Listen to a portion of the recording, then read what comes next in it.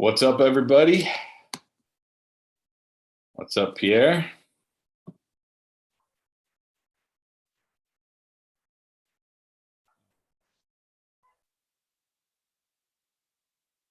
Can you hear me? Yeah. Oh, there you go.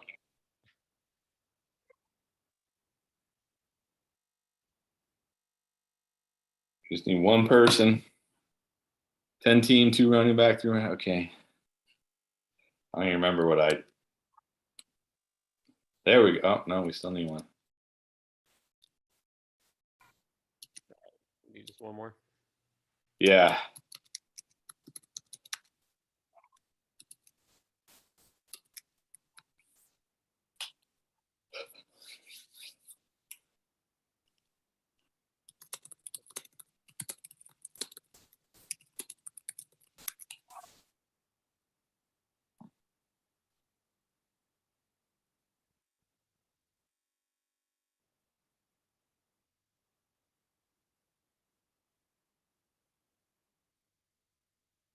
I usually don't love the 5 spot, but in a 10-team league, I think it's better. I'm coming along a little bit towards Saquon. I think it's just 5. That's fine. So, You're coming a little bit towards Saquon?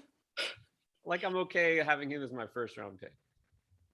I mean, is this a new thing? You're just now okay with having him as your first round pick? Did I miss something? I mean, it's not like it's not like the warmth and security of the blanket that is Derrick Henry or.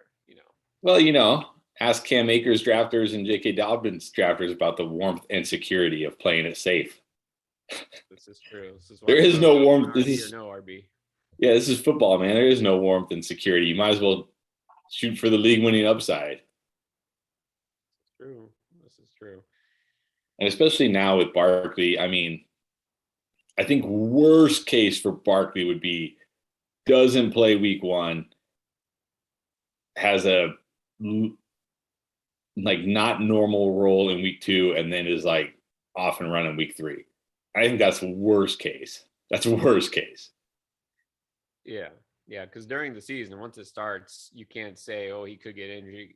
Anybody could get injured. So that doesn't matter. Yeah. All right. NC Beast, welcome. Hey, Yeah. new, right? Yeah. And I really think we're going to see Barkley out there week 1. And I think even if Joe Judge says, okay, we're going to limit his snaps when the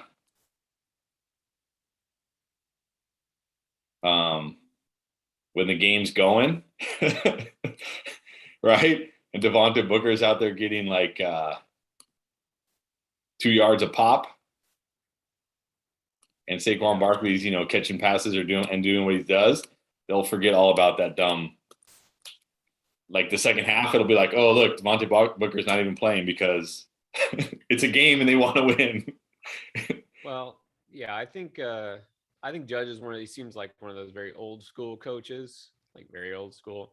And so he's going to want to have his running back out there. He's also probably, keeping things close to the vest. Because if Barkley wasn't going to play week 1, I think we would heard a lot more pessimism, a lot more reports of what he's not doing. And, I think he's just trying to keep it close, and then he's probably fine. I mean, it's been basically a year. I think he's in good shape. Yeah, and if you saw, Joe Judge did learn under Belichick and came from that tree, so he's all about that. Yeah, you don't say anything. Everything is you don't give out any info, so he's definitely from that.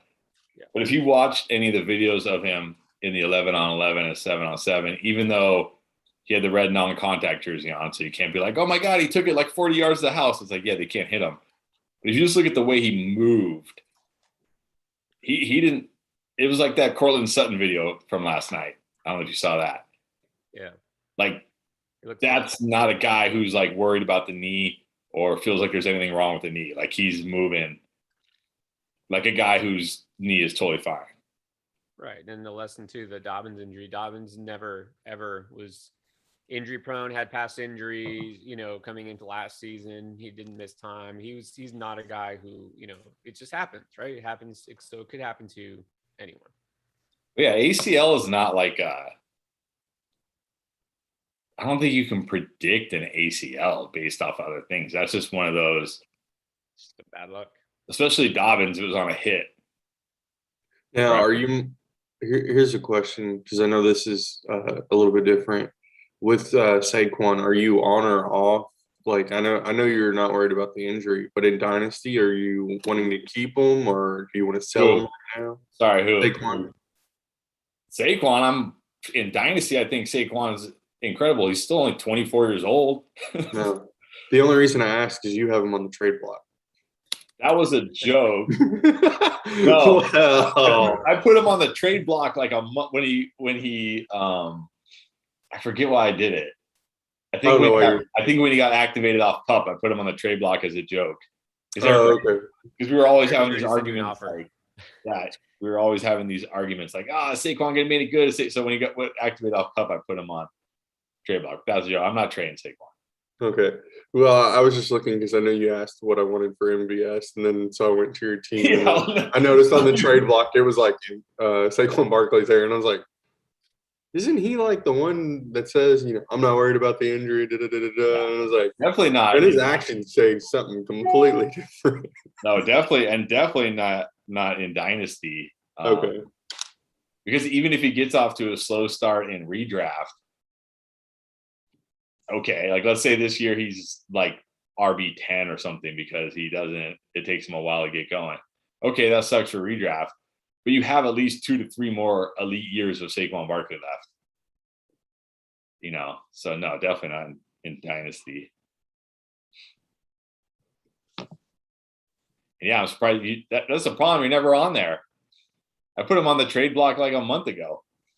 Well, I don't think I ever realized he was on the trade block. Like, I knew he was on your team and everything, and then today I was like, okay, because I was trying to reply to your message and everything, and I was like, wait, why is he on his trade block? And I was like, just because I knew you were the main proponent about, Saquon's fine, draft Saquon where you should, and Yes. have no worries. He is fine. I got 2 stacked dynasty teams that are just going to win my league, and I'm not going to have to do anything. Well, that's pretty nice. Fortunately, it never works out that way, but No, it never does. Hey, your running backs are still healthy, aren't they? As far as we know. For both dynasty teams, yeah, I actually think they are. I know, but risky strategy, but if it pays off, risky. Yeah, unfortunately, I think Nick out GM'd me though. In I guess that's Endgame's dynasty. So, all right, Matt is on. Here we go.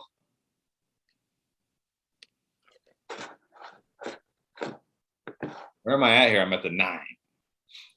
The 9. And we're full PPR, right? Full PPR, 2 running back, 3 wide receiver, 1 flex.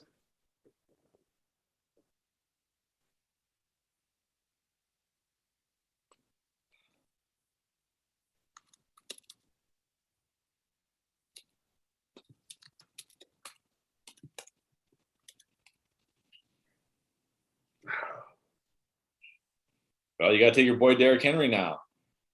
No. You trust Derrick Henry in Dynasty. You got to trust him in redraft.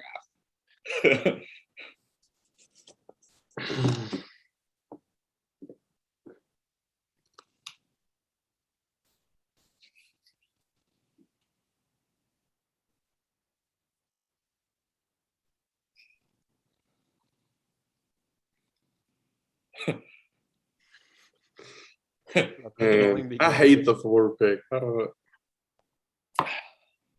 Just take Barkley. I want Barkley. Take Barkley. That's the pick here. You know what? Either Barkley or Henry. I'm gonna shoot my shot. Whoa. As an Eckler guy, I'm not sure I would take him that high. I think he has the potential to finish top 5. So. Well, he definitely does. I mean, he better. You're drafting him number 4. Oh yeah. Like, and I think he could finish number 1 if they work him that much.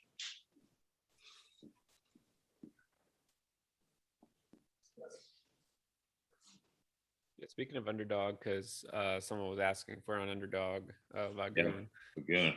I don't know what it is, but in best ball, I keep getting stuck with the same picks, and one of them I'm not complaining. I get the number 1 pick a lot for some reason, like several times. But I've also gotten the number 4 pick, like the last 3 or 4 drafts I've done, got the number 4 pick. So I have Derrick Henry on like way too many of my best ball leagues. So he An underdog, that's okay though, because it's half PPR. Yeah, exactly. No, that's a good thing. I'm not complaining, but it's just, there's no variety. It's either I get the 1 pick, I get the 4 pick, or I get like the 11 pick. Those aren't bad picks though. No, like I said, I'm not complaining. I'm just saying I have a lot more. I don't have as much variety as I want. So finally, yesterday I did a FFPC draft, and I got the number 3 pick for like the first time all season, and I landed Dalvin Cook at the 3 because somebody took Travis Kelce number 1. Whoa. It's tight end premium, but still. Oh, that's right. It's tight end premium. I forgot. Yeah, tight end premium, but still, I wouldn't take him 1.1. No, not over McCaffrey. I was happy with that too.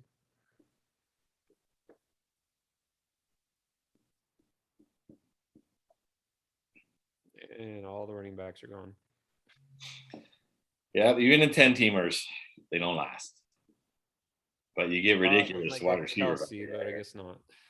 Yeah, I mean Diggs at the 2-6. That's ridiculous. This is a U team, Barkley and Diggs. This is like a Chris team. That is a me team right there. I would love that start.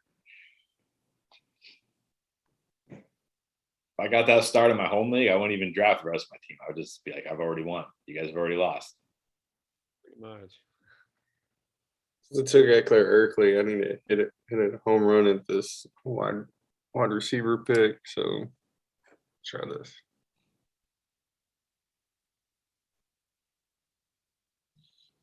I just think Ridley has I think Gage will be involved.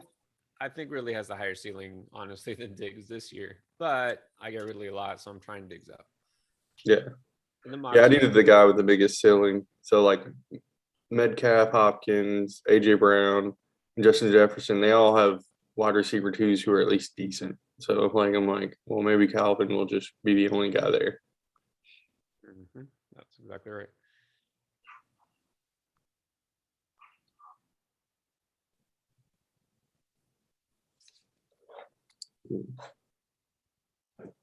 I don't know if this is like this for you, Chris, but Pierre, you sound super low when talking, and Chris, yeah, your volume's a little low. Oh, the volume's low. When you talk, it's like you're whispering, and I'm like, it's a little creepy, just a little. Matt, is Matt in a timeout? What happened to Matt? What the?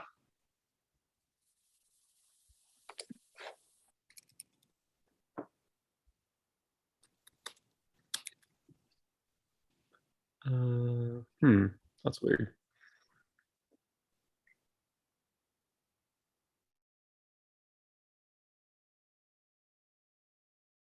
He's back.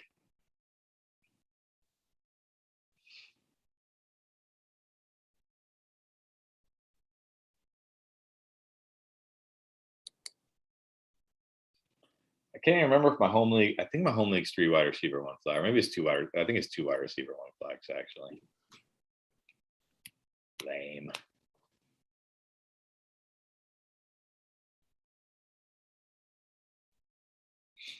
Waller in the 3rd is very nice. Very nice. Ooh, this is a tough choice.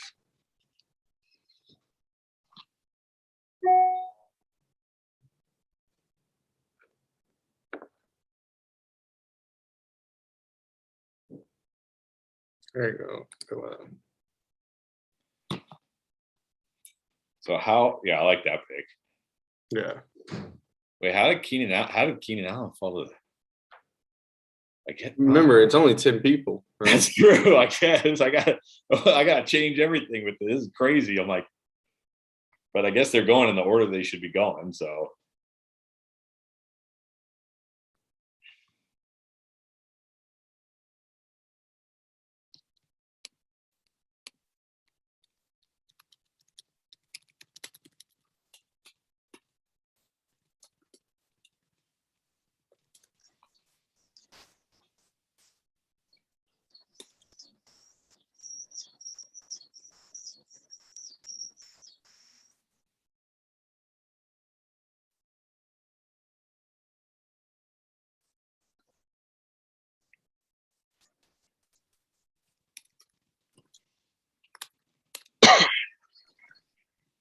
Yeah. So the last two so McLaurin and Lamb were the other two that I was deciding when I picked Robinson. I was just like, Robinson's just gonna get so many targets. Am I the only one that likes Robert Woods? Everybody just loves Cooper Kupp. Cooper Kupp. A lot of people like Woods, but I personally like Kupp better this year. I think Kupp I liked beats Woods out, better last year, but I think Kupp beats out Woods in PPR. Any other format, it's Woods.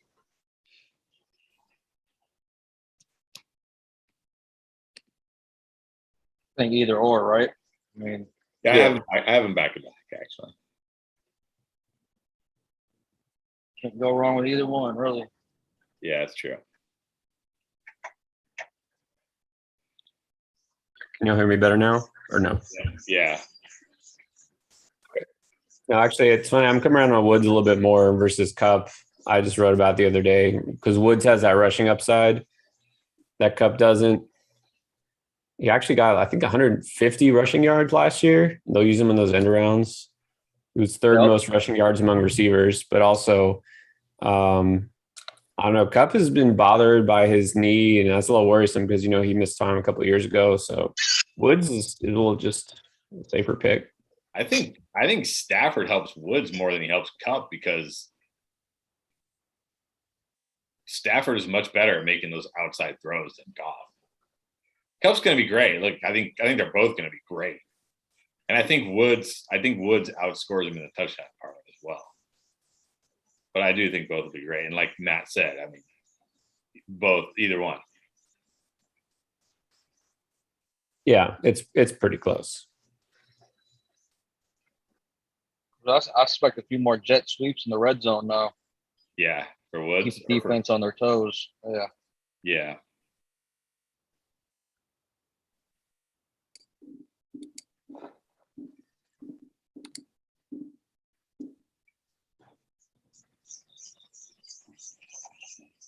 I'm over here trying to get excited about my team, but it's a 10-team draft, so. Like, oh my God, Amari Cooper is my wide receiver 3.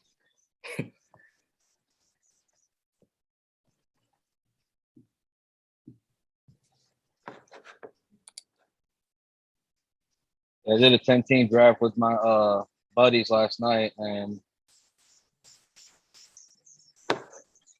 it's only 2 wide receivers, 1 flex. I'm like, this shit's whack. Yeah, that's what my home league is, and it's like, dude, it's like.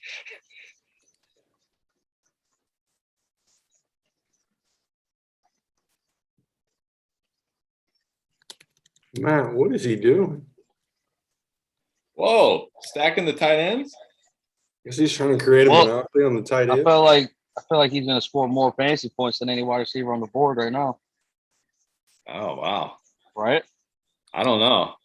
They said he's projected 260, and I mean, looking look, at all these wide receivers, and I'm like, Kittle at the 4.8. took them all.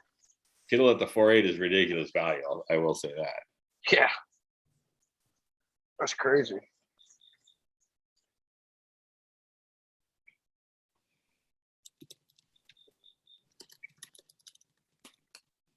Although I did have him queued for my next pick, so it's like, oh, if he falls to me, that's fine.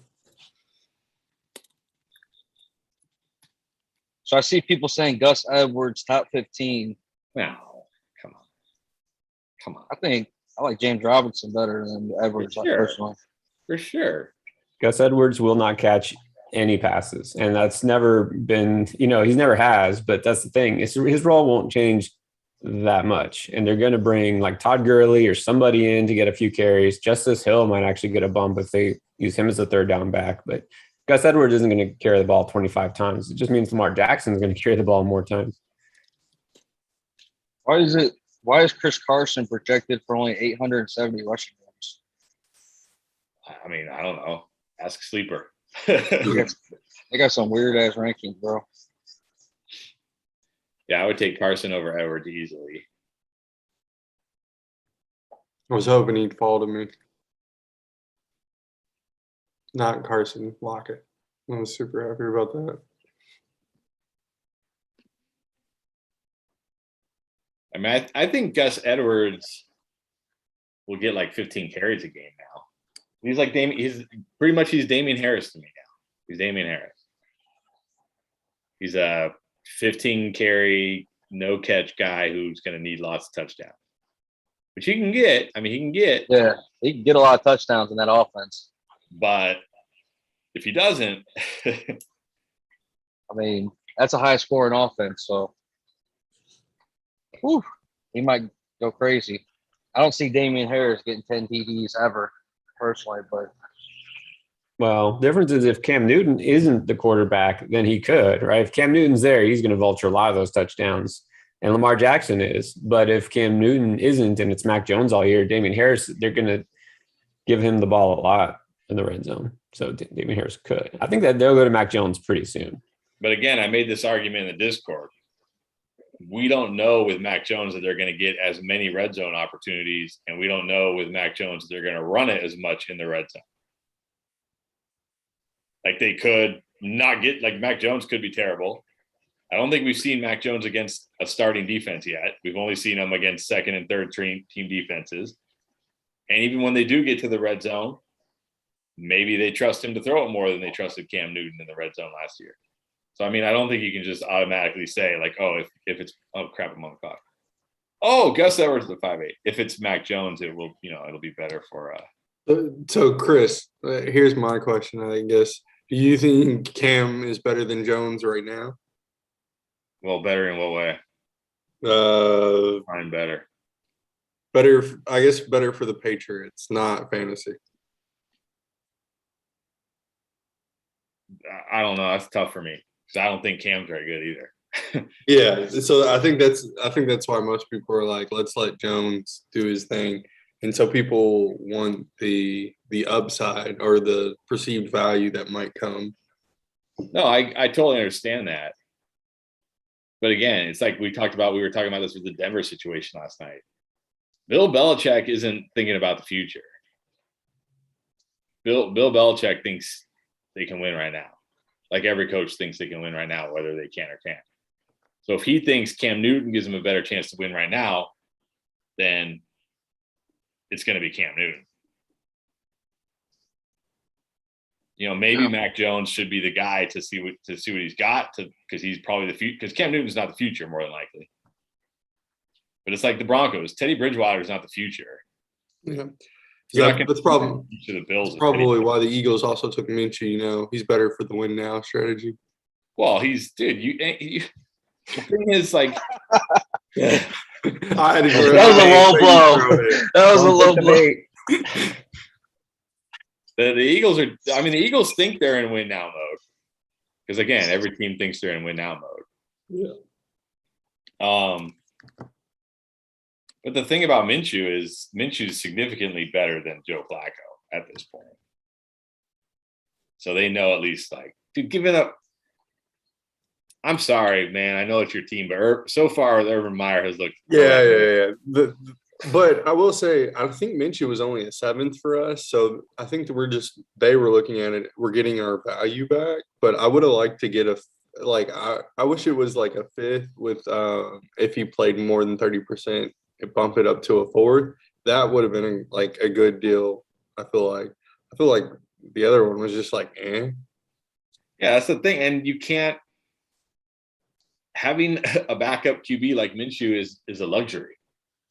Well, CJ Beathard has done well in training camp. Like we've seen this guy in NFL games. This isn't training training camp, all that crap. No, we've seen this guy in actual NFL. He can't. He's not as good as Minshew. And I'll agree, but here's the other thing: like, one, it's Minshew, and we're gonna get something back. 2, if Lawrence does go down, what's our season really looking like? Well, yeah, but hey, Carson Wentz went down, and the Eagles won a Super Bowl. I mean, you never know. You just never know, and like you didn't have to. My point is, you didn't have to trade him. Like you got a 6th round pick. That's probably going to end up being nothing. But more than Wentz carried that team. What's that? Wentz carried that team to the Super Bowl. Well, he carried the team to the playoffs. He didn't play any playoff games. Look, Nick Foles just got red hot at the right time, and I'm not saying Nick Foles is better than Wentz, but I'm just saying, like, if they would have had some terrible backup quarterback, they would have never won that Super Bowl. Like, having a backup quarterback who can actually play is a luxury. Like, I'm not saying Minshew is a starting quarterback. He's not a starting quarterback in the NFL. But as a backup, he's one of the best. And they didn't get anything. More than likely, that 6th-round pick is going to be somebody that never plays for them. More than likely, let's be real. Because most 6th-round picks don't play snaps in the NFL. It happens, but it's rare. Yeah, so somehow I'm hoping he plays. I forget. Is it? I think like 30% of snaps or something. I think he has to play 30% of the snaps in 3 games or something like that. Yeah. But then it's a 5th, which is a little better, but still, like, to me, it's like you don't have to make that move. You can just say no. And it doesn't all like you can just say no, and it's not like, oh, we could have had a 5th. It's like say no. Just say no. We only if it doesn't make sense. How is it that up until last week they were pretending that he was competing for the starting job? That's the other thing. And now all of a sudden it's like, yeah, we'll just give him away for nothing. Exactly. If you're going to make your number 1 pick, split first team reps with this guy, and then trade him for almost nothing, it's like that's terrible. You should have just had Lawrence taking all the first team reps then, because it's almost like they traded him just to get rid of the distraction or something. It's like they don't want that if Lawrence, has a bad game, that people, put Minshew in. It's like, oh, well, we traded him. You know what I mean? It's like almost that they just want to not have him around. You know how you avoid that distraction? You draft Trevor Lawrence with your number 1 pick, and instead of playing these stupid little games that nobody believed, like, oh, we don't know who the number starter is, you come out from right in the beginning and say, Trevor Lawrence is our guy. We drafted him number 1. He's our future. He's our guy. And now there's no distraction. But instead, you like, I don't know, got to have a QB battle in camp, which you didn't need to have, right? You just come out from the very beginning and say, look, it's Trevor Lawrence. He's our future. He's our guy. That's it. What they should have done is been like, we're going to play Minshew for the first half of the year because we do not want Lawrence to get obliterated. Well, that's the other option. You say, look, Lawrence is our future, but we don't feel like the team around him is good enough. But that's a tough sell. It's like, we do not want him to lose his leg like Burrow. But see, this just goes back to the fact that teams, like, I'll bet you ask Urban Meyer right now, and he thinks they can make the playoffs. I guarantee it. I don't know about that. Like, I bet you if you ask Urban Meyer, he says yes, we can make the playoffs. I think he'd give you coach speak. Like, we've got a good group of guys. We'll go as far as we can go. Well, okay, I'm talking about if you ask him honestly, like behind closed doors, not to the media. I'm talking about if you sat down with Urban Meyer one-on-one as a fan and just said, "Can we make the playoffs this year?" He'd be like, "Yes, absolutely." Clappin is just going for all the wide receivers. I don't know if he'd say, yeah, absolutely. He might be like, we got a chance. Everyone said they got a chance, but I think 7 wins for them would be a win this year. Yes, it would. Huge win. That'd be good progress. Next year, you can make the playoffs. No, I agree. That would be a win, but I don't think that's how coaches think. And Urban Meyer is not used to the pros. He's used to winning all the time. He thinks it's easy, right? Yeah, it's easy. He thinks, I'm just going to show up and it's going to happen because I got Trevor Lawrence. I'm just going to put the next 5-star recruit in. Yeah, exactly. Exactly. Yep. And what's this, Jeremy? I don't know if you heard something about CJ Henderson. Like he's in the trade block. Why would they possibly trade him? I don't know, and so I will admit some of the moves we're making, they're weird. It seems like we're trying to get picks to get guys next year and the following year, and it looks like we're on this plan. And I don't know if it's just because Urban's just not happy with who's there, and I don't even know at what positions. So he was there for the defensive changes and like getting Marvin Jones. That's why I was big on him. And then I know the one big transition he doesn't like is free agency. So I think he'd prefer picks over dealing with whatever headache is in the free agency. I also, hold on, let me go through this real quick. Nope. Okay, it's your turn. Yeah, and he knows because he knows the college players better than the NFL players at this point. So yeah, he'll get more of his guys. He can get more Ohio State guys. See, but that's like a backwards thinking in the NFL. You're much better off going through free agency where like you know what you're getting. The draft is a crapshoot, man. Even in the first round, there's going to be lots of busts in the first round. There's going to be second, third rounders who people don't think we're going to be good, who are going to be good. Like, and didn't I see that the Jaguars have like the second highest cap, like next year projected to have like the second highest most cap room? So they should go after free agency because they don't have a ton of cap. Yeah, but I'm assuming he's going to use that mostly on the offensive line because he has made comments about it. He's also, so one thing I guess I didn't realize was. Quick question. Is Watson going to the Dolphins? I'm thinking, should I draft Jalen Waddle here? Well, I mean, I think draft Jalen Waddle because you think he's going to connect with Tua. That might be a league breaker right there. I think Tua's got the job. We'll go with Fuller. Well, if you think Deshaun Watson's going to Miami, then you should draft Will Fuller for sure. But yeah, that's even if he does go, when is he going to play? He's not going to get suspended. They're just going to clear everything up like magic, in week 1. It's not going to happen. So it doesn't make any sense. But I'm not even going to start. I'm not going to start on that whole thing. That trade makes no That would make no sense in any way. There's no possible way you could justify the Dolphins doing that. There's no way. That trade makes no sense for both teams. Like, if you're the Texans, you're basically trading Watson at his lowest possible value. Unless the Dolphins are willing to actually give you 3 firsts, which I don't even know, like what the 3 firsts in 2 seconds and a player or something crazy like that, which seems ridiculous. If they do that, this will not 2 be seconds and a player. That's what was rumored that they wanted. They wanted like 3 firsts, 2 seconds, and a player, a starter, whatever that means. My God. But so if the Dolphins are willing to do that, then that trade makes no sense for them because you don't know what Deshaun Watson's future is. Like, yeah, sure, if he's cleared of everything and he's on the field, he's a top 5 quarterback. Great. But if he's not, you traded away all these picks and maybe he's suspended for a year. Maybe he's suspended. We don't know. Right? We don't know. What if the Dolphins are just big braining this and they're like, let's buy him low, let this suspension stuff clear, and then we'll trade him later to the Panthers or the Eagles or the Broncos and just screw them.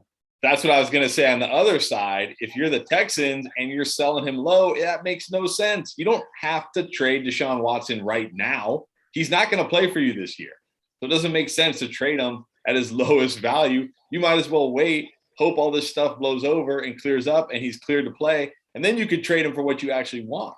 Like, it doesn't make sense for either team to make a move right now. I mean, it makes sense for the Dolphins if all they have to give up is like 1 first and some starting player because the Texans are like, screw it, we don't want him, then do it. It's worth the risk. But if you have to give up all those picks and everything that the Texans want, then it's a dumb trade. Like, on the other side, if the Texans are like, screw it, just give us a first and a player and we're just done with them, that's dumb. Just wait. Just wait. You're not going anywhere this year. Deshaun Watson's not playing for you this year. There's no rush to trade him already. So to me, this whole thing is crazy. We'll see what happens. Yeah. I mean, you never know. It's the NFL, man. There's surprises around every turn in the NFL. That's what makes it fun and frustrating at the same time. Chris, I'm going to do what you tell us not to, but I'm going to take my shot and take Michael Thomas here. And hopefully he gets back healthy. I like it. It's better than Jarvis Landry. If I assume he's out for the 6 weeks, I feel good about that. And if I get him back, if I don't, then it's just a wasted 9th round pick, and I'm a little more behind. All right, let's talk about this. Where should Marquez Callaway be going? Like 11? Ahead of Michael Thomas. Right ahead, just barely ahead of him.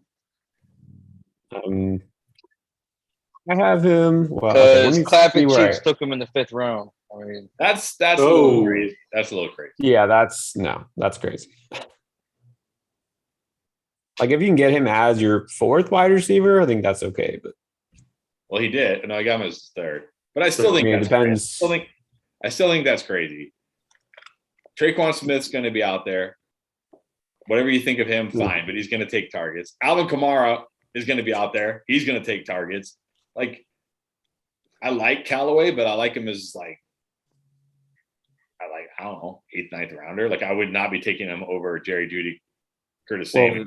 Austin took him as his wide receiver 3 in a 10-team league. Like, that's and before Jerry Jeudy, I mean, he got Jeudy later, which is nice, but still, again, it's a 10-teamer. So that's a little too early. I mean, I have him right now as the wide receiver 46. That might be a little low, but I don't know. I don't rank that far down. But what about Jacoby Myers? Where's he be going? I think he because it's 10-team, it's a little skewed. But he's right around in this area. He'll probably in your home drafts he'll go a lot later. I got him in the 16th round of my home draft. Yeah, so that's great. Yeah, that's fantastic. That's good. I mean, I thought I was going to get Callaway, but I got screwed on that. I would take Callaway over Myers. I would probably take a guy like Myers over a guy like Brandon Cooks, which all these players are being taken by the same team here. But I would take him over, because that's a team where you don't know what's going to happen offensively, right? And even if Cooks is number one target in New England this year actually looks like a better choice than the number one target in Houston. And Cooks has that concussion, risk, and Myers doesn't. So I would take Myers there. I wouldn't go. I have him a few spots lower than Callaway. Put it that way. And also, I'm not big on Miles Sanders, but getting him in the 8th round was ridiculous. No, that is ridiculous. I was like, even I'm not big on him, but I know they get the value there. No, that's ridiculous. I was going to take him if he didn't, honestly. I figured Pierre would take him if I didn't. No, not Sanders. I'm taking my boy Gainwell. Everywhere. I started to like Gainwell. I drafted a lot of rookies before the draft. Then the ones who end up in terrible spots, I stopped drafting them. I stopped drafting Gainwell for a while though, because it was sounding like he wasn't going to be a part of it. But if he's getting the passing game work, like if he's getting passing down work, that's enough value to make him draft worthy. Because now we're just talking about he just needs he'll have a little bit of weekly value, but just needs a Boston Scott, Miles Sanders type of injury to have really good value. So I'm back on the Gainwell train. I thought Boston Scott was the pass catcher, and he's been pretty good at it. So that's the thing. It's probably going to be a committee. He's a placeholder. But it's funny. I saw a tweet the other day, which I thought was really funny, and it's kind of true. It said the people who are taking Boston Scott over Kenneth Gainwell this year are like the people who are taking BZ Johnson over Justin Jefferson last year. It's like, I mean, not exactly the same because, Jefferson wasn't like the 5th round pick, but still, it's kind of the same thing. Like Boston Scott, are we worried about him? Like you shouldn't be. He's the guy right now. As soon as Gainwell shows that he's the guy, which he's starting to do, forget Boston Scott. He had a nasty touchdown. Boston Scott did. Man, juked in, broke this dude's ankle, just went down the sideline for a TD. I know it's 5th string or whatever, but I was like, I think it's going to be. I mean, I think Sanders still gets like 60% of the touches, and I think it's going to be kind of a committee after that. But again, my thing with Gainwell is the fact that Gainwell's getting work on passing downs. That gives him weekly PPR value, right? Because if he can catch 4 or 5 passes, that at least in a pinch you could flex him. But if something were to happen to Sanders or Boston Scott or Jordan Howard or whoever they mix in, he suddenly becomes a guy, because we know Gainwell can handle carries. I mean, he handled plenty of carries in college, so we know he can do that. And that's the thing with Sanders. I don't think we're going to see him catch many balls at all this year. I mean, I think he's going to get close to Damian Harris territory. He's going to catch once in a while, but Gainwell and Scott both have better hands than him, and Sanders is terrible at pass protection. So he's just going to be kind of the change of pace back, I think, and Gainwell is going to be more valuable.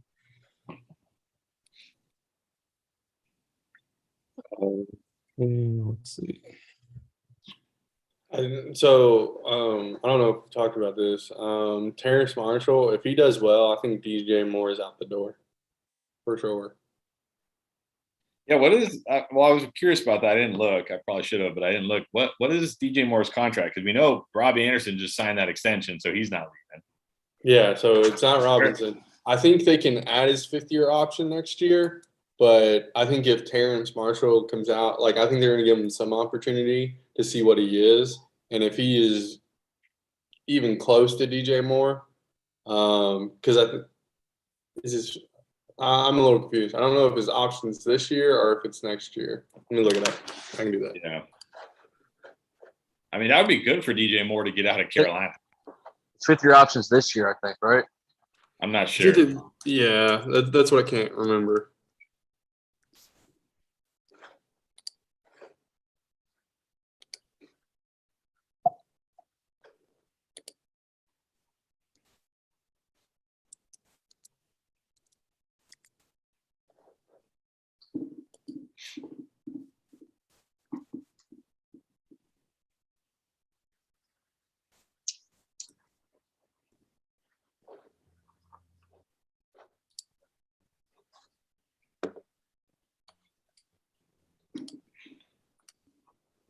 Did you guys see that photo of DJ Moore and Robbie Anderson?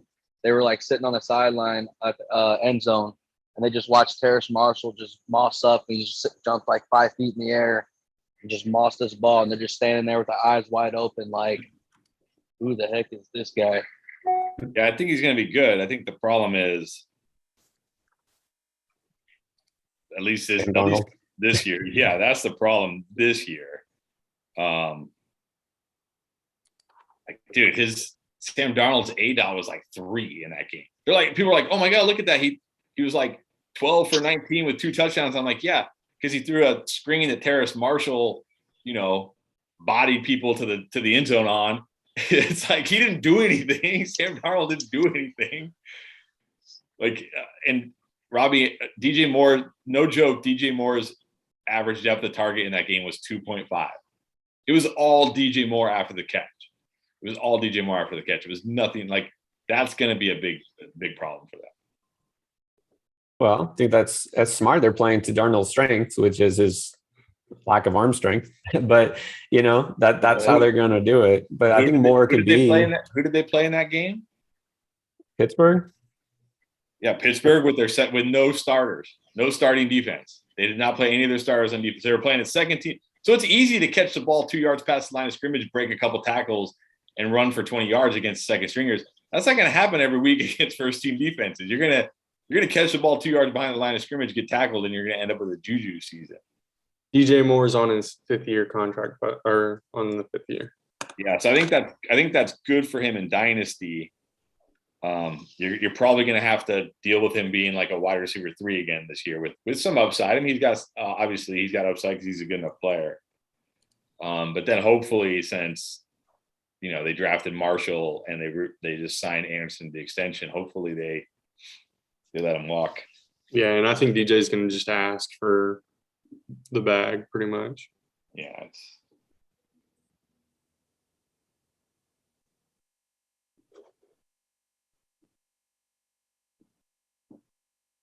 I'm on the clock. So what do you guys think about ETN in the 16th round of my keeper league? I think that's fine. I do worry. 1 round penalty every year, so it just goes up for 3 years and then you lose them. Well, I think that's great then, because I do think next year it's going to be a little tough for him, especially if James Robinson plays great again this year. It's like now Urban Meyer will have seen James Robinson up close and personal. Yeah. And that foot injury it usually takes it's not the kind of thing you just come back 100% the very next year. Like he'll probably have to play his way through it a little bit next year. But I think the following year he'll be great. He'll be fine. So if he'll be a 15th round keeper for you then? Yep. Yeah, I think that would be great. Awesome. Yeah, I got Ayuk in the 13 last year. Wow, that's great. Yeah, the question is, which we don't know and we'll never find out now, is what is his role going to be in that offense, right? Was he going to be strictly like a receiver, or how much run was he going to really get? So that'll be interesting to see. But I mean, that cost doesn't hurt you. And the good news is by the time he's 100%, Urban Meyer will more than likely be gone. That's the other good news. Hey. I mean, you should look, it's still early in the Urban Meyer experiment, but yeah, it's not looking good so far. Yeah, talk to me after week 3.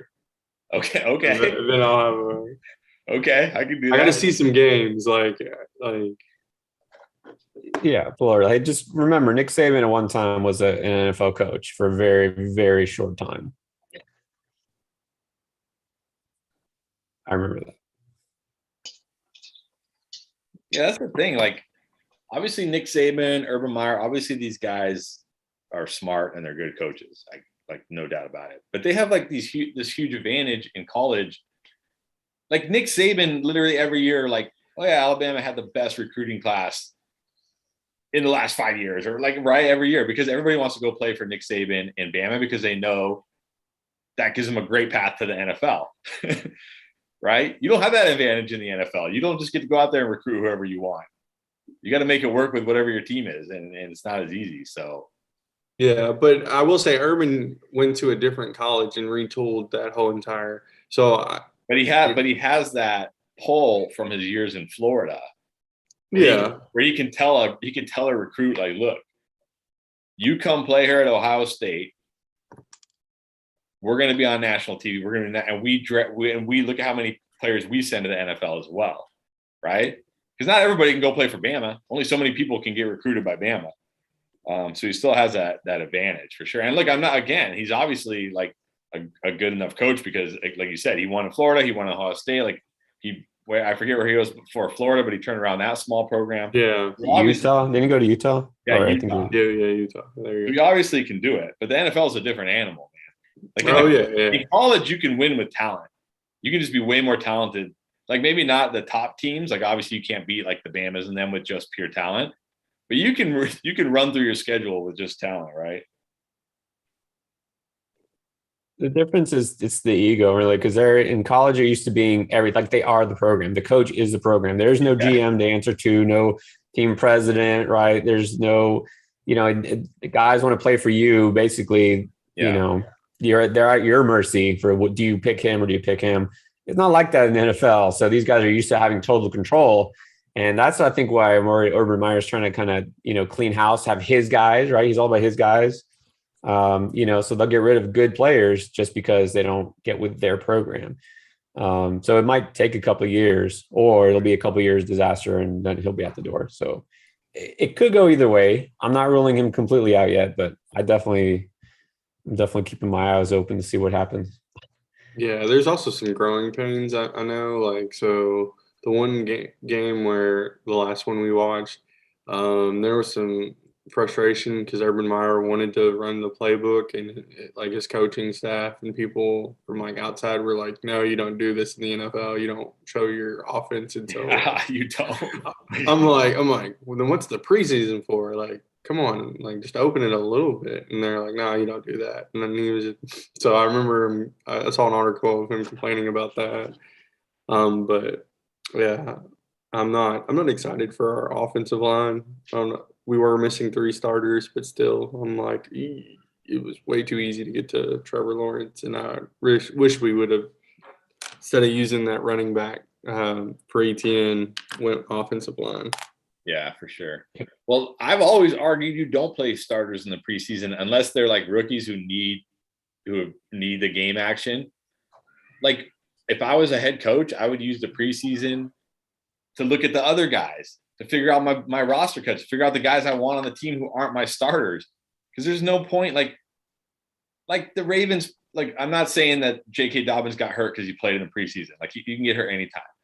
But the Ravens playing the starters for one series in the preseason does not help them get more game ready for that. One series in the preseason isn't okay, now we're game ready for week 1. Without that one series, we went to make game ready. Yeah. We had one series, now we're game ready. No, they're already game ready. They don't need it. So that screen pass rep, that really helped a lot. Exactly. So why getting Dobbins ready for that screen game? Yeah. So why even take the risk there's risk in every game, but you might as well, if you're going to take the risk, it might as well be in a game that counts, not a game that doesn't count. So I don't ever understand why starters ever play in the preseason. It makes no sense to me. Rookies, yes, because they obviously need to see that NFL speed. They need to start getting used to that game speed, that NFL speed, and definitely your second and third stringers because you're trying to figure out like what's my rotation, who am I going to cut, blah blah blah. So the Ravens had to make sure they kept their perfect record intact. So yeah, that was really important. And you definitely don't. I mean, they smashed them though. What was it, like 37-3? They just smashed them. Yeah, and I think it was Gruden, Jay Gruden, when he first came to the football team. That was his first head coaching gig. They were pulling out like fake punts in the preseason, all this crazy stuff. They were winning games, and I'm like, dude, what are you doing, man? You don't need to like. This is the preseason. You're like, okay, great. You're like, yeah, we're 4-0 in the preseason. Like, yeah, because you want to come in there as a coach and just show like, look at me. But dude, it's like these games don't matter, man. Just play very vanilla. Call very vanilla plays. That's it. So, yeah. Who's grading? What's that? Oh yeah, you want to grade? Go for it if you want. I asked who's grading, and he's like, "Oh yeah." Oh man, sure, I'll grade. Well, apparently, Trevor Lawrence 11 for 12, 140 yards and 2 TDs. Yeah, he looks good today, but I'm pretty sure who are they playing? Cowboys. Yeah, I don't think the Cowboys are playing their starters, but I don't know. And I know, but I do believe in Trevor Lawrence, so I believe in him. Yeah. And to talk about, go ahead. No, I'm just going to start with Nick's team. That's all I was going to say. Yeah, so he's got McCaffrey, Justin Jefferson, Brown, Thielen, Robinson, Smith, Hawkinson in the 7th. Favorite pick so far. Waddle, Sermon, Elijah Moore, Jalen Hurts in the 11th, McKissick, and more. So here's the thing about 10 teams. They're all going to look good. Yep. So I can't judge you on your first, 7 picks because they're all going to still be decent players. It's the last 5 or 6 that I have to judge you on. I will go a little bit through the top, like C-Mac, obviously, at the 101. He's got great wide receiver depth. What is he? He's flexing Smith, which isn't bad. He's got Sermon if he pops off. Robinson is a decent number 2. And then he got upside with rookies. And then he has Hurts as his QB. He got him in the 11th round. That's not bad. My take is just, I don't like seeing Hurts go above Wilson. So it's a solid team. It doesn't wow me, so I'm going to give it an 8. I don't see any holes. His biggest hole is QB, but he just waited late, and he could still have the upside with Hurts. I'm not oblivious to that. His biggest value, obviously, is Hawkinson in the 7th. I think that was really good. That's why I just didn't give him a 7.5. Arsenal went Cook, Hopkins, Allen, Higgins, Ayuk, Jacob Swift, Pitts, Wilson, Galladay, Gallup, Ruggs, and Pollard.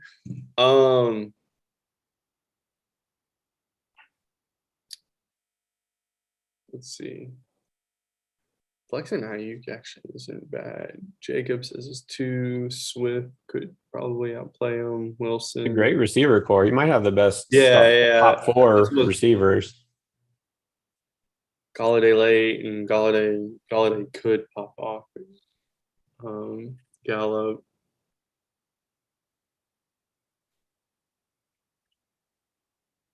Yeah. All right. So I'm going to give you the same grade because I think you as Nick. But just in my opinion, it's a little bit lower than Nick's. Not because of the receiving core. It's just because I don't like your RB2 as much. And Pitt's it's a first year tight end thing. I think he is a gifted athlete, but I think that's getting used to the NFL still takes time. And I don't know that Matt Ryan is just going to look to his tight end. I mean, he had Austin Hooper for a while, and he did okay, but it wasn't great. Now, I'm not saying Austin Hooper is Kyle Pitts in any way, but that's my only worry. So I'm going to give you the same grade, but I'm a little lower still on your team than Nick's, but just a little bit. So Let's go to Matt. So Alvin Kamara, Metcalf, Waller, Kittle. That's a little weird. Carson, Sure. Debo, Fuller, Shark, Herbert, and then some running backs to end it: Connor, Dillon, Fournette. What were you gonna say, Matt? I know you wanted to say something. Is Matt on? I like this team a lot. I do like it a lot. I feel like the Kittle pick is but it's just 10 teams, so I mean, probably gonna like any team you pick, right? What was the thinking going 2 tight ends? He said he thought they were trade bait. Wow. And the best value. Best value, and it's like, I don't know. I like being able to like be like, hey, I got the guy you need. Holding him what hostage. You gonna pay? Right? I'm holding like hold him hostage. Trade him to the guy that has Gronk as his starting tight end, and he'll be wanting him later. No, at this point, I'm a waiver wire guy, so like I don't ever pay up for players. So one, I don't draft players to trade them, and two, I don't pay for players just because I don't have one. That's what the waiver wire is for. I still think he's gonna score the most points out of any. I think he's better than T. Higgins, Ayuk, Thielen, right? I think Higgins, Thielen, and Ayuk could outscore him, or I think they will. Once you get to Lockett, Sutton, Claypool, that's more of the maybe not. So that's why I was like, if you did it for your 5-3 pick, it would have made a little more sense, and you took either Carson there. I don't know if Kittle should be that low. That's really low for Kittle. It depends. I mean, it depends what you think he's going to do. Because look, you got like Kittle versus Ayuk, right? You took Kittle before Ayuk, so you're thinking Kittle's going to be the main guy in that offense, which he could. We just don't know what it's going to look like with Lance. Like, I wouldn't take him over Higgins, probably over Thielen either. I don't think it hurt you. I mean, you're taking your shot. You're saying that at flex, you can flex out Kittle, and that he's going to be more valuable than those receivers. So, and it's possible. I mean, not saying it's not possible, but I'm a big tight end guy, man. I really think all these tight ends should be several picks higher. Honestly, Kelsey, Waller, Kittle. Yeah. Well, my other thing is that so then you went Chase, who I'm not even sure is the 2 in that offense, and then Debo. And I've been rising on Ayuk, and I still think it's going to be a battle between Ayuk and Debo. Then you went Fuller. I do see as an upside. We just don't know what he's going to get, but he is hurt right now and suspended for the first game. And then Shark, I definitely look as the number 3 in the Jags. So your wide receiver core is hurting here a little bit, and that's my only scare. Now you can flex Kittle, so you need to. I like the value of Shark there, though. Like I normally would never take Shark, but I like that value, honestly. Will Fuller, if he gets Watson, that man gonna go crazy. Top 10 easy, as long as you don't get popped for PEDs again. Debo, he's gonna take your shit either way. Jamar Chase, I mean, there's been a lot of worries about him in the preseason, but at that point, I still take him over Devontae Smith, honestly. Yeah, I was actually, though, when I picked that Debo pick, I was like, man, why didn't I go Chenault? Yeah, I would like that more. Yeah, I want you to team a 7. Well, what's interesting is you got Kittle, and you're thinking he's the alpha there in San Francisco, and then you got Samuel also. So it's almost like you're riding on that offense a lot. But you think Ayuk, you must think Ayuk's going to be the number 3 option there, because you could have had Ayuk and you passed on him, and then you took Debo later along with Kittle. So, and that's fine. We don't know. We don't know what's going to happen. But yeah, I would like Chenault. Yeah, but that's not a huge difference. I'm not down. Pierre, do you mind grading my team real quick? We'll just keep going in order. All right. Yeah. All right. So Eckler, little spicy. That's all right though. First round pick. Okay. So you got Ridley. Love Ridley, Allen Robinson, Julio. Okay, so I think Arsenal has the best top 4 receivers. you probably have the next best top 4 receivers. Chris maybe, but just depends on Samuel if he's healthy. But Lamar, that's a smart pick now that he's going to be their main running back. This is me personally, I'm never been big on Darrell Henderson, and I'm out on Sanders this year. So, well, of course, who else you would have taken there? Like, I'm not big on Swift either. So just at that range, because you waited, your running backs, that would be the only issue is your RB2. So, we talk about overestimating RB2. When you have Lamar Jackson, you got solid 4 receivers. That's not a big issue. But you also are playing waiver wire basically for tight ends because you got Gronk and So that's the thing is just the RB2 look. If Henderson is the man and he's good, at least top 20 running back, you'll be fine. But that's the only issue now. And then tight end's not a big issue, but I'd say it's probably an 8, a pretty solid 8. You have some of the players that aren't my personal favorites, but I could be wrong on Henderson. We'll see. All right, so let's go to Pierre. So he went Barkley, Diggs, McLaurin, Montgomery, Sutton, Andrews. Andrews is who I wanted, and then I was going to get Lamar, try and get Lamar in the 7th, and do the stack again.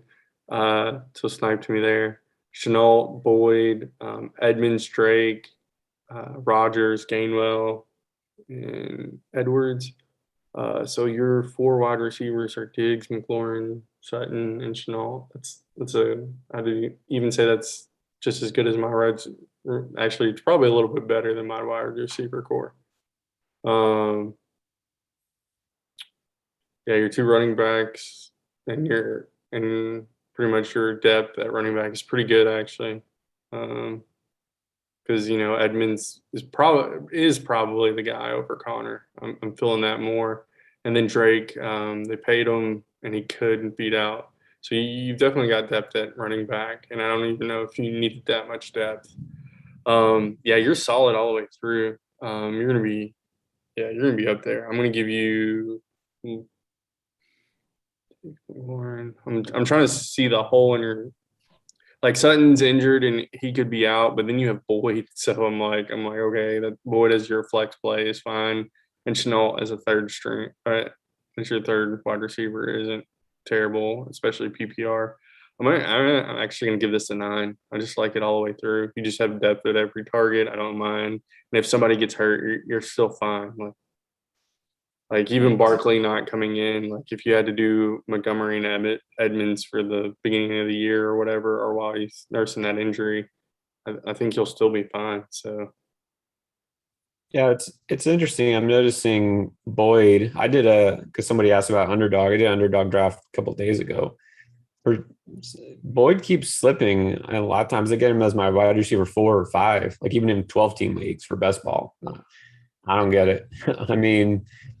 He might be, I think it's T. Higgins is the number 1 guy there, but he could lead the team in receptions and at the very least be the solid number 2 guy. So I think everyone's still overestimating Chase. Yeah. And then we got NC Beast. He went Henry, Kelsey, Mixon, Moore, Patrick Mahomes in the 5th, Odell Beckham, Jamal Williams, Juju, Harris, Hardman, Gordon, Brown, Hilton. Let's see. So his wide receiver core is DJ Moore, Odell Beckham, Juju.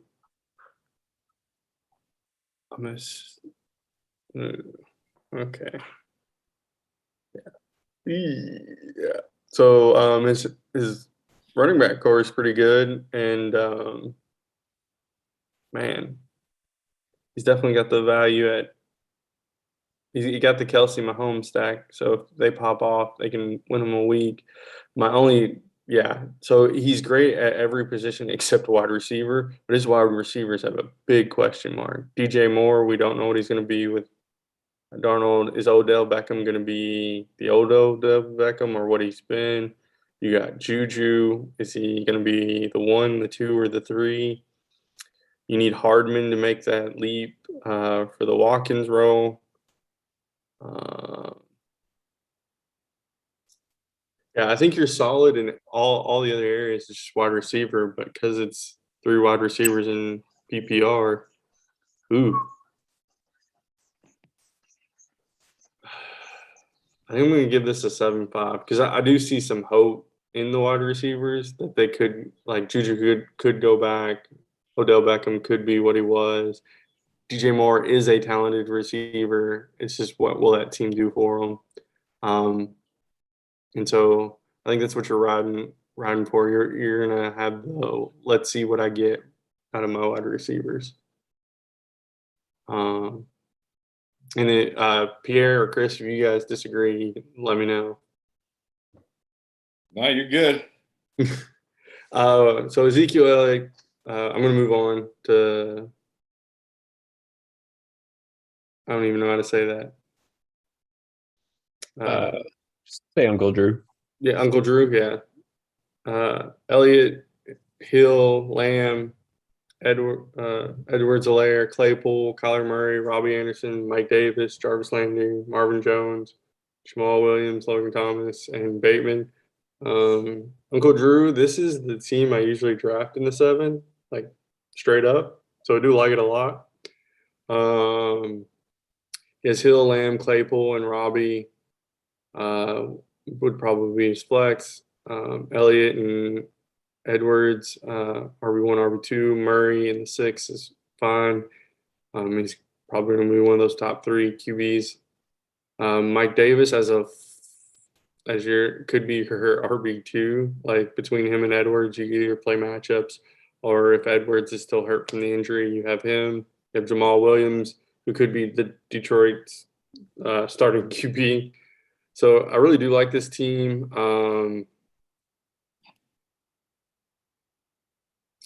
I don't like it more than Pierre's. So I'm going to give this an 8.5. So let's move to Vagoons. We've got Nick Chubb, Antonio Gibson, Cooper Kupp, Evans, Gus Edwards in the 5th. That's spicy.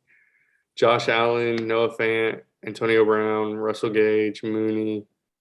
This is another team I like a lot. Michael Carter, Sony Michel, and Madison. Let's see. So with Tampa Bay, I don't usually don't mind stacks, but with Tampa Bay's wide receiver core, I feel like during any game it's only going to be one of them, maybe 2, and you have Mike Evans and Antonio Brown.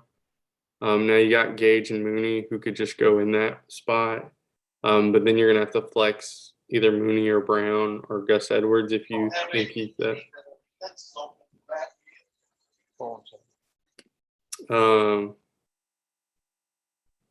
Yeah. So, and then I'm going to give this a 7.5. I'm a little questionable on the receivers. I do like your running backs, but yeah, it's your wide receiver core that hurt you here. Josh Allen's fine. Noah Fant, where you got him's fine. And I'm not saying your wide receivers are bad. I think you just capture upside with Evans and Brown and some of these guys. We still don't know what they're going to be on these offenses like Gage and Mooney and even Antonio Brown. Like I'm high on him this year, but we still don't know what he's going to be in that offense. So let's move to Chris. He went Adam, Jones, Wood, Cooper, Gaskins, Curtis Samuel, had to get his guy, Kareem Hunt, Dak Prescott, Mostert. I'm liking Mostert. I know he's what we say is injury prone, or we don't know how he's doing health wise, but he's a starting running back in the 9th round. You can't beat that.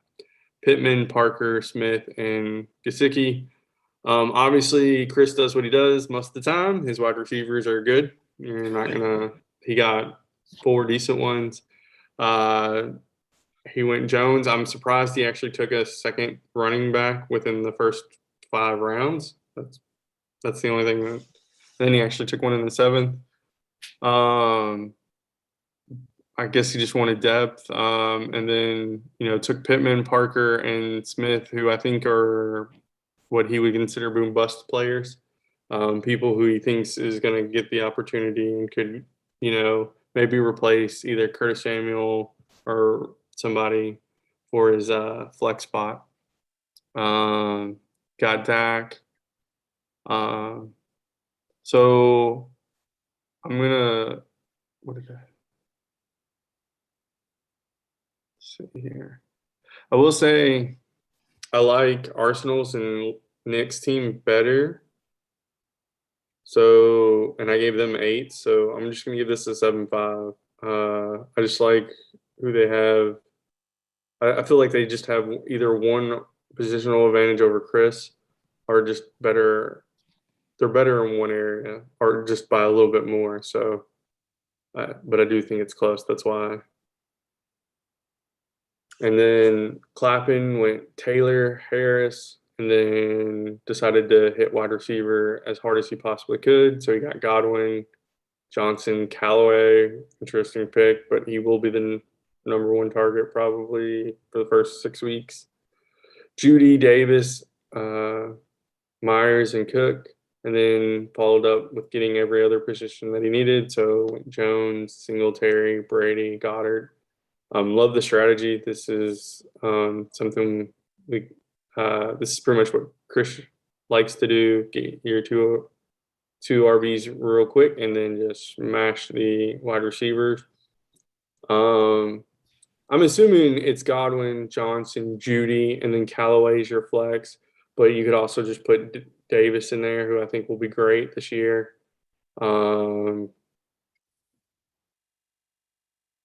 I think it's a good team. I think it's on par with Chris, but I still have Nick and Arsenal just right above. So I'm going to rank this what I did Chris's and give it a 7.5.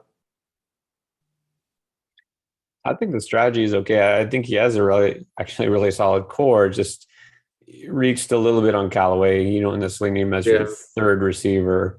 So he's got depth at receiver. It's just he doesn't have a clear cut, flex player, because I'm assuming Judy's is 3. Okay, so you're relying on Callaway as your flex. It could pay off huge, but it also could not. You know what I mean?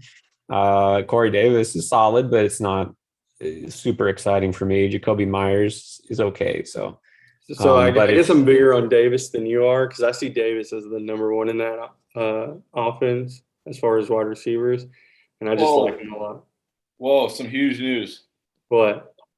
Vikings starting tight end Irv Smith is expected to undergo surgery for a meniscus injury that will sideline him for at least the start of the regular season.